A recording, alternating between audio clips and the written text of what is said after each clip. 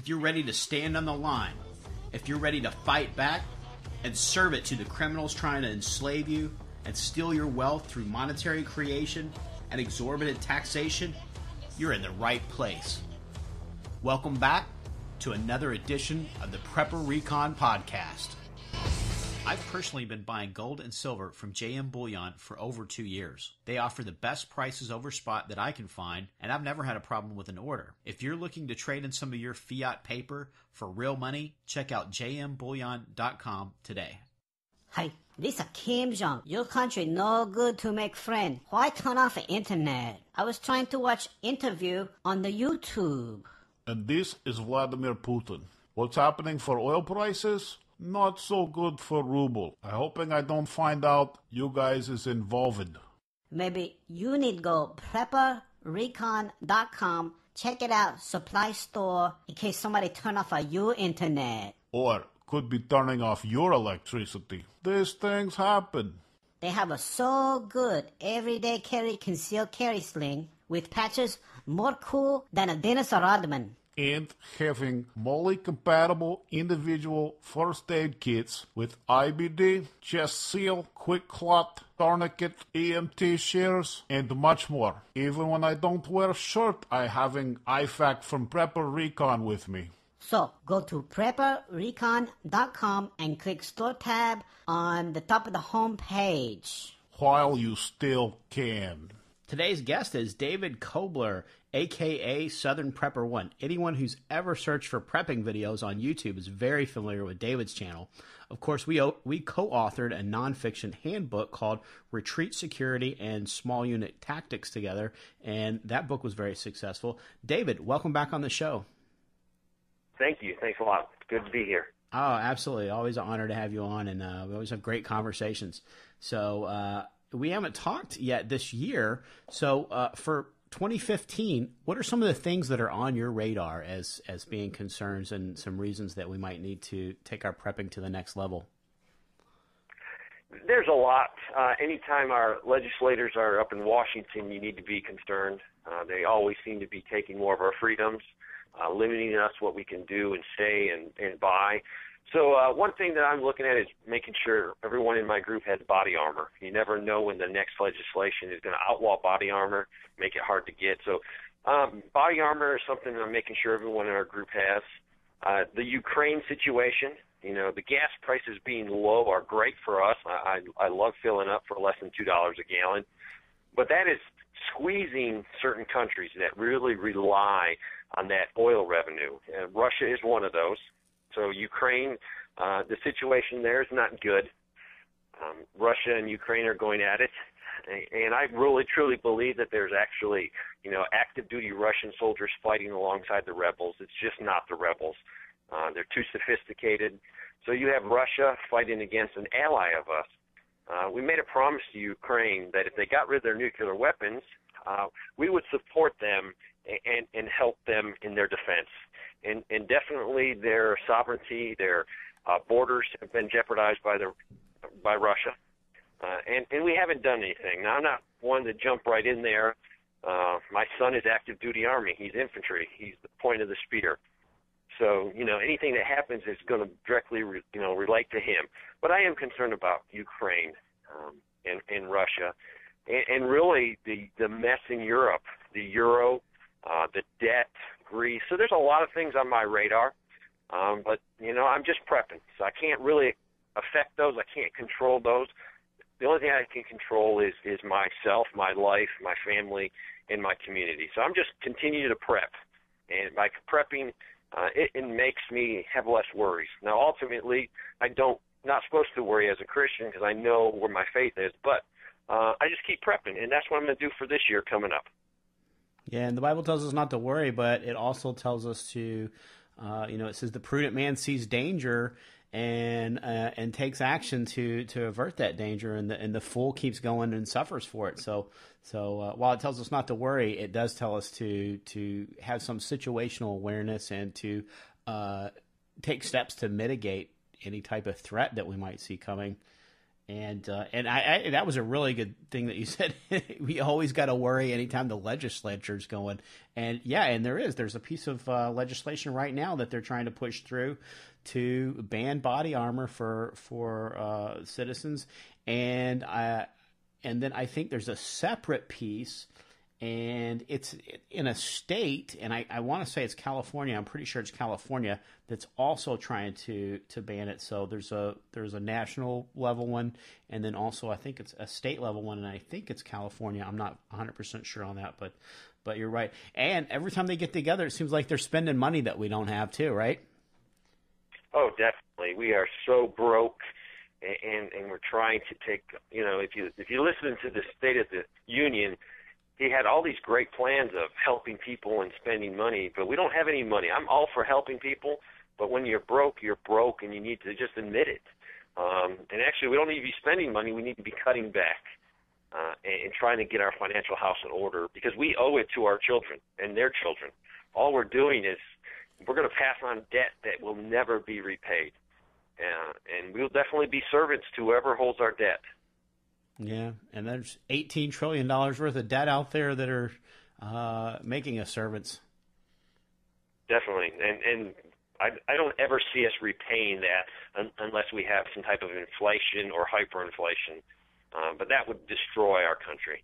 So we're in trouble. We need some serious we don't need politicians. We need some people that love our country and want to do the right thing. The right thing is hard decisions. There's going to be a lot of hard decisions that need to be made. And I don't think politicians of today, have a backbone to say, hey, we're sorry, but we're in a load of hurt, and we're going to have to take our medicine. Yeah, and Ron Paul's made some statements that would concur with what you just said. He said that there's too much the left defending the welfare spending and the right defending the warfare spending, and them cutting deals to make sure that neither one of their pet projects get cut, and that there's just absolutely no political will. And he goes as far to say that there's not much will within the American people to even put the people in there that would make the change. And of course it's on us. Everybody that's up there are people that we've sent there. So whether it's because we've been duped into believing the lies that they tell, or whether it's because we kind of buy into the warfare welfare spending. Those are the people that we've put up there, and they just kind of represent that the two different mentalities of America's that have their pet spending projects, and that's sort of what's gotten us here. Now, are you all set for the apocalypse, or are you still prepping? I'm always prepping. I got so many projects going on, and the projects that I'm doing are definitely prepping projects, but they're just, I would say, life enhancement, from working on fencing to make it more secure, to I'm doing rain catchment, just more projects to make my life better. And ultimately, they're prepper projects, but, I'm just trying to make this place more self-sufficient. If I can make it more self-sufficient and keep my money in my pocket, I don't have to be using my money. I can save my money and ultimately help my children. With two children, I want their life to be better than mine. So I'm also thinking, hey, how can I position myself to help my children so their children will have it easier than I had it? And is there a danger in people thinking that they're all prepped up and that there's nothing else to do and there's nothing else to learn? Very much so. There's always another task to learn. There's always something better. You can enhance yourself. Maybe you got a 55-gallon water barrel. Maybe you need to look into, doubling that, making it a little bit better. So if you do take in extra people or we have a drought, you have that water. You're never done prepping. You're always in a state of learning, and there's so much. I feel so inadequate. I mean, there's so many things from herbs to gardening that, I see people out there that are doing it. It's like, man, I don't even know that. I need to learn that. So that's why I'm always trying to improve myself. Now, you mentioned fencing and a water catch system, but what are some of the other projects that you've been working on? Oh, my goodness. I'm working on a retaining wall. I'm working on making my grass, well, some people would say my weeds in my yard better, because Grass is good. My chickens are out right now. They're in the yard eating whatever green things they can find. So I'm working on next spring will be just getting my grass in better shape. Try to get rid of some of the weeds. There's so many more things I'm trying to do. Trying to make some paths through the woods just so I can walk, and also those paths are fire breaks. So if I do have a small fire, I can try to control it at that point. Working with my group, I have a lot of people coming to my retreat. I feel responsible for them. I feel that I need to make sure my facilities can handle all those people, because if those people come, I know what they just gave up. They gave up their homes to come to my location to have a safer place for their family. So, yeah, I'm glad they're coming, and I know if they come, what they just gave up. A lot of them own their own homes in the suburban area or the city area. So if they come, I want to be able to provide for them. And you mentioned building a path. Are there any of the other projects that you've got for the spring and summer that you're planning later on in the year 2015? Long-term projects? Definitely firewood. I spent 3 years and I didn't have to cut any firewood because I had a huge surplus built up.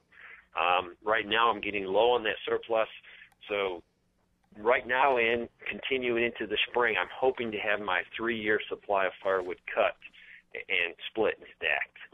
I think that's important. The reason is, if something happens to me and I hurt myself or I can't swing an axe or go into the woods and cut firewood, I will know that, hey, we're going to stay warm because we have that wood stacked and it's drying.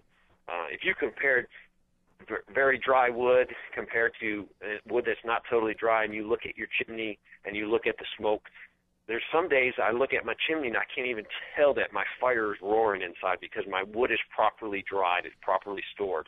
And to me that's important because I don't want to be burning wood and letting a ton of smoke come up if it's in a survival situation where I'm trying to stay low key.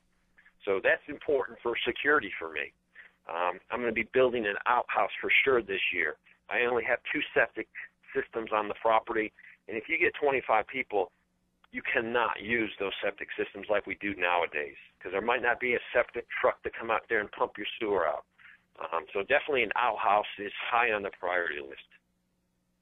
Yeah, that's good thinking. And now I saw your video recently, and I saw what you were doing with your firewood, and you were building a almost like a concealment wall around your house with it. So you're kind of making for one thing, you don't have to go very far to get the wood when you need it for a fire, and for the other thing, it sort of offers a little bit of visual concealment if you ever had attackers. So you've kind of found a multiple purpose for your wood storage. Yes, that wood is stored right next to the guest cottage and next to my shop, where I have each building has a wood stove in there. So I'm using that firewood as a visual barrier. It is definitely could stop a bullet, but it's only one firewood length deep. So it's a lot of good camouflage to hide me. In a crisis situation, I could add a few sandbags to the other side of that, so people can't see me. Plus, I have a little bit of protection. So definitely gonna probably add another whole row next to that row to just give me more cover and concealment. Now, preppers who've covered most of the basics, I think some of them are probably most at risk to neglect maintenance tasks like rotating food, checking batteries, and oiling guns. What are some of the other maintenance tasks that we have to always keep in mind? Probably communication. You buy that radio and you set it in your Faraday cage and you say, I'm good. Getting that thing out, making sure it works, making sure it hasn't lost its program, making sure everyone knows how to use it. We're actually going to have a guy that's going to be in charge of maintenance, not in the sense of fixing things, but how are we going to maintain our levelness here? You go out and you train, and then you don't train for 6 months.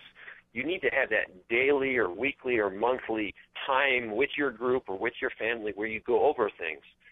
If not, you forget about them. The reason the military is so good is because as an infantryman, I did that almost every day. It's not daily. It was a constant training schedule of, hey, we need to go to the field and we need to train, and we became very proficient. So really, preppers, you need to get your retreat or your property set up, and then you just got to keep doing the training, the maintaining, and learning new skills to make sure you're ready to go.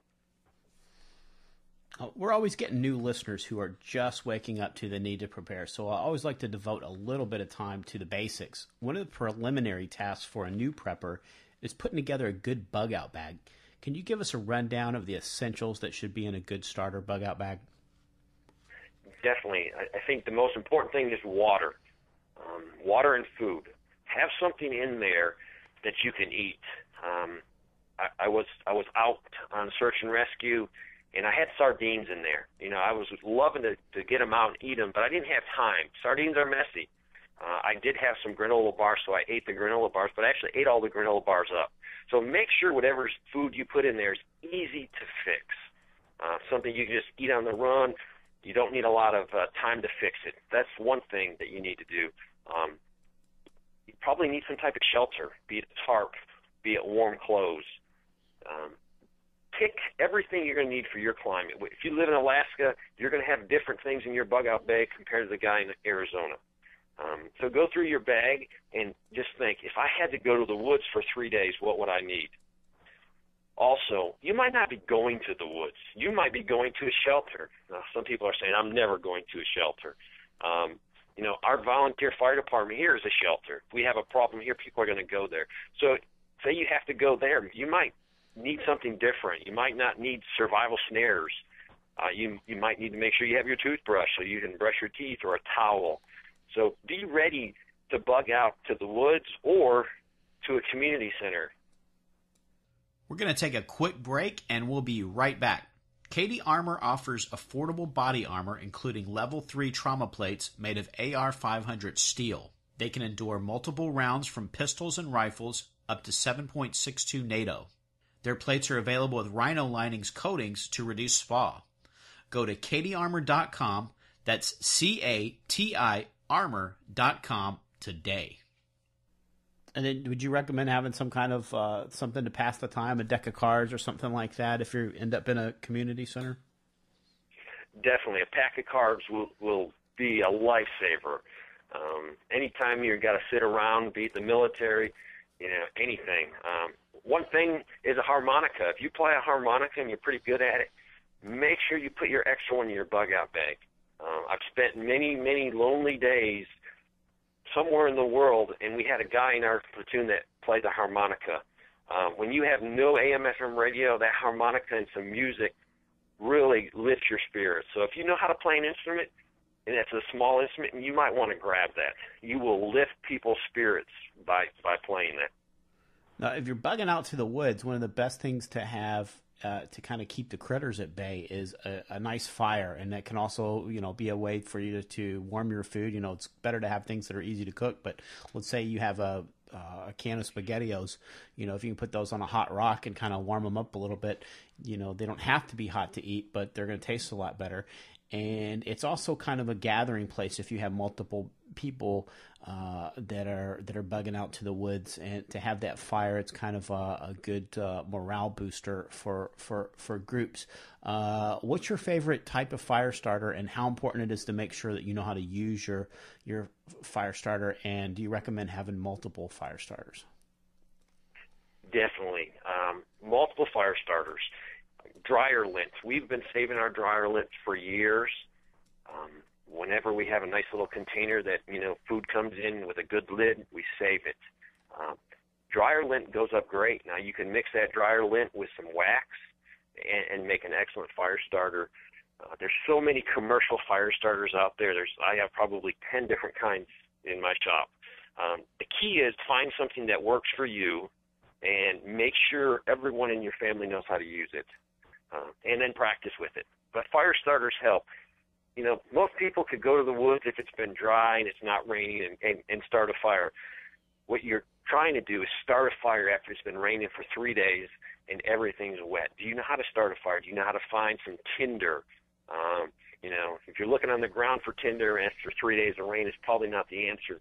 You might need to find a dead tree or a dead branch that's not on the ground where you can snap off bird's nest. So get out there when it rains right now and go see if you can start a fire. Because if you can't start one right now, you're probably not going to start one after a heavy rain and you're tired, it's dark, your kids are complaining, your wife's saying, what are we doing out here? Why didn't we have a better retreat to go to? So practice right now starting the fire. And that's a great tip. I went hog hunting back in December and slept in a tent, and it had rained before I got there a couple days, and then it rained when I first got there, and it rained all night, and everything I had brought was pretty much the stuff that I wanted to eat was stuff that required a fire. So I had to get out and figure out how to do it. And I had plenty of palmetto fronds, which, those dried palmetto fronds, I just shook the water off of them. And I had some, similar to the dryer lint, like you said, I had taken cotton balls and dipped them in candle wax.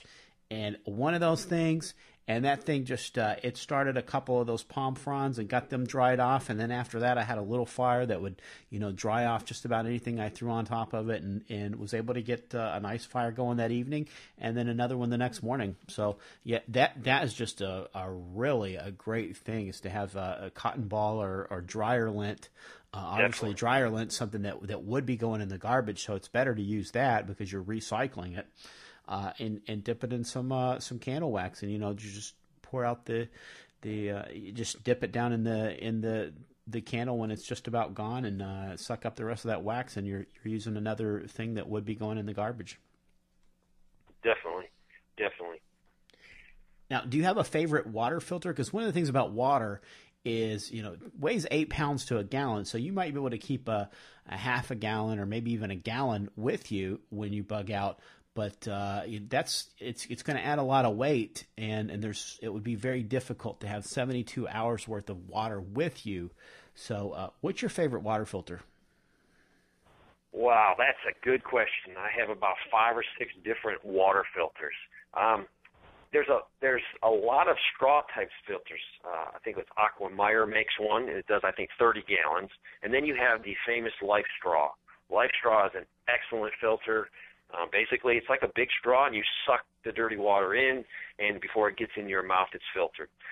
I like those, but the problem with that type of filter is if I'm with you or someone I really don't know a lot, I don't want them sucking out of my straw if we're in a survival situation. So it's good for an individual or a tight-knit group or family, but the best kind would be something where you can pump or fill up a container and drip. Sawyer makes an excellent filter. There's a lot of filters out there, Sweetwater. So have 2 types of filters. If you're going to be with a lot of other people you don't know, get something where you can pump or gravity can do it. If you're going to be with you and your wife, then a Life Straw would be great. But make sure you have water. The last search and rescue, I'm going to do a video on it. I learned a lot. 2 of the guys actually ran out of water. One of them drank out of the mountain stream, which I told him he probably shouldn't, but he said he's been doing it for years, so he did that. We actually had to leave some bottles of water for another search party that was running low, and we left them on the trail where we knew they would be coming through. So having water is very important. Water purification tablets are good. I don't like the taste of them, and for long term, they're not good for you. So, they're good for a short-term emergency, or they're good to give someone that doesn't have a filter. You can easily come off a $3 bottle of water purification tablets better than coming off with your Life Straw or your other type of filter. So really have redundancies so you can share with other people. And then what about for shelter? Would you recommend having a tent or just a tarp to save space and weight? That's a good question. If my plan was to bug out to the woods, which hopefully that's not your plan. Hopefully you have a designation or a friend's house or somewhere to go. If you're going to bug out and that's your retreat plan or your bug out plan, a tent is definitely better.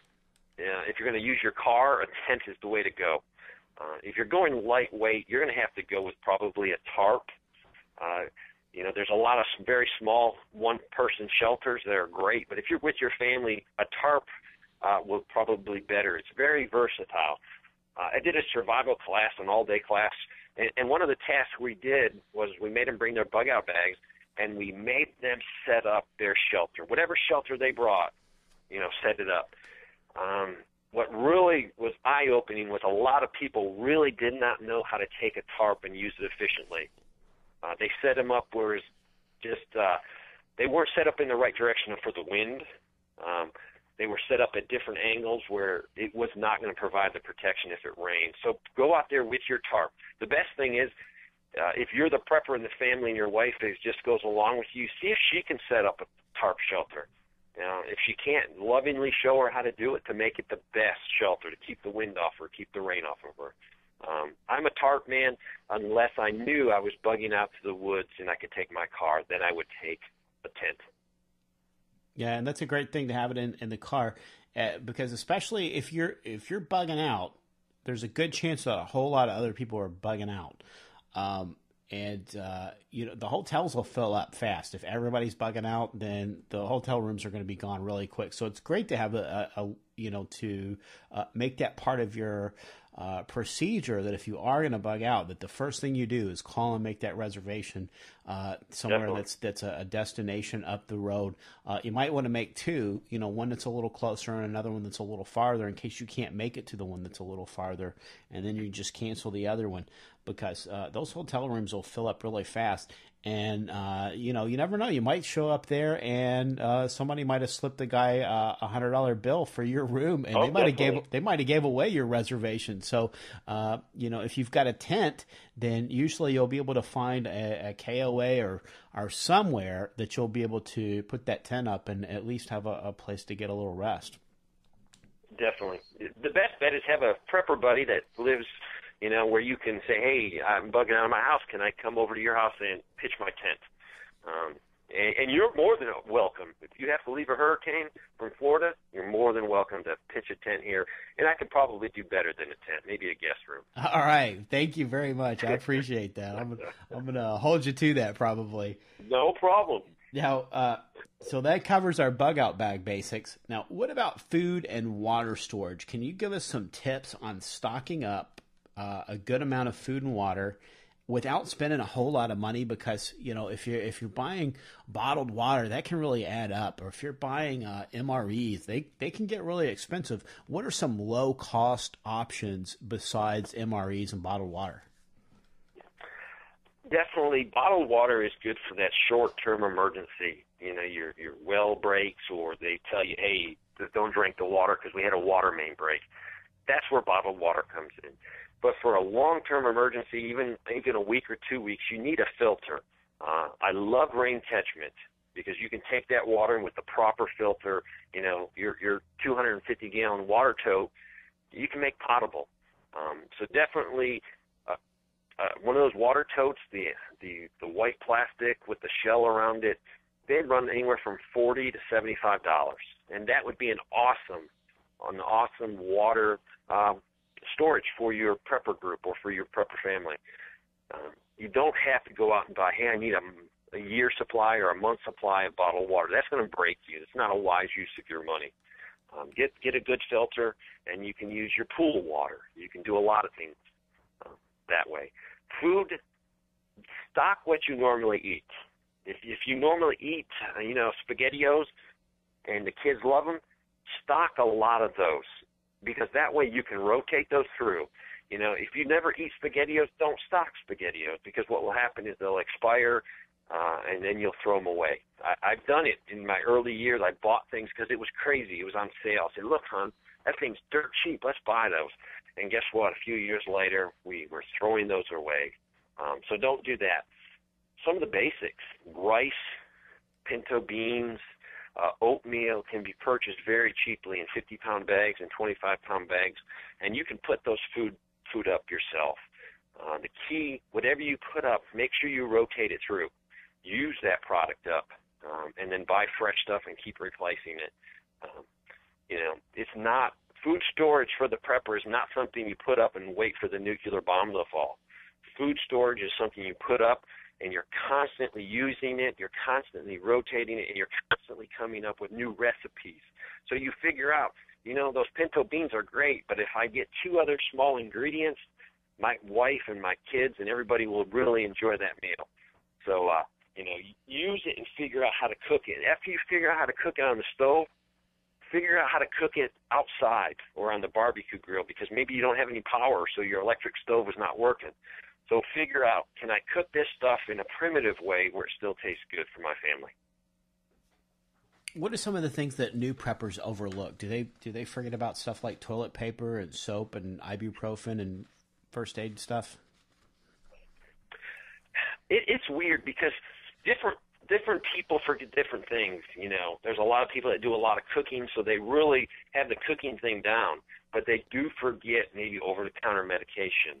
Or somebody like a nurse will go heavily on the over-the-counter medication and all the first aid stuff, but they forget something on a different thing. So whatever you're strong at, you're probably going to be good.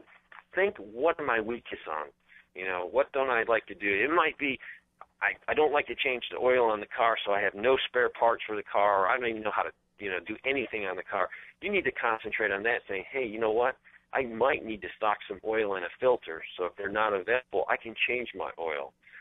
So whatever you don't like doing or you're not good at, look really particular into that area to make sure you stock what you need. And, of course, we're going to have links in today's show notes to David's YouTube channel. But for the folks listening on iTunes, YouTube, and Stitcher, where do they find you? I am located at SouthernPrepper1 on YouTube, or my email, southernprepper1@yahoo.com. And we'll also have a link in the show notes today to purchase the book that we wrote together, Retreat Security and Small Unit Tactics, from Amazon. Would you like to give the folks a quick overview of what they would learn in that book? Quickly, basically that book is written for the average person that doesn't have medical or military training, that could take that book, read it, and understand how to protect themselves and their property. It's also written for that Army guy that might have in his community 5 or 6 or 7 guys that aren't trained. He can take that book, say, hey, read this book cover to cover a couple times, and then I can show you things that you have questions on. It makes it quicker to get people up to speed on defending their property or their retreat. David, thanks for all the great tips, and thanks for making time to come on the show today. Oh, I thoroughly enjoyed it. I am going to get back to work here on the property doing some more tasks. In the post-apocalyptic thriller, American Exit Strategy by best-selling author Mark Goodwin, America is on the cusp of financial annihilation. Matt and Karen Baer face the challenges of Main Street during a full-scale financial meltdown. Government borrowing and monetary creation have reached their limits. When funds are no longer available for government programs, widespread civil unrest erupts across the country. Matt and Karen are forced to move to a more remote location, and their level of preparedness is revealed as being much less adequate than they believed prior to the crisis. American Exit Strategy uses survival fiction to take an in-depth look at the real-life politics and economics behind the issues that are likely to trigger a currency collapse. American Exit Strategy. Buy your copy in paperback, Kindle, or audio edition at Amazon.com today.